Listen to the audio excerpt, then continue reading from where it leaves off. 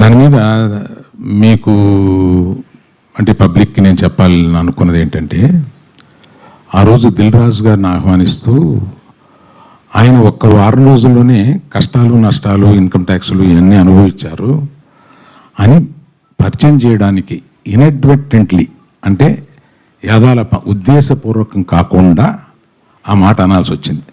దానికి మెగా అభిమానులు చాలా ఫీల్ అయ్యి దాన్ని ట్రోల్ చేసి నన్ను ట్రోల్ చేసి చేశారు.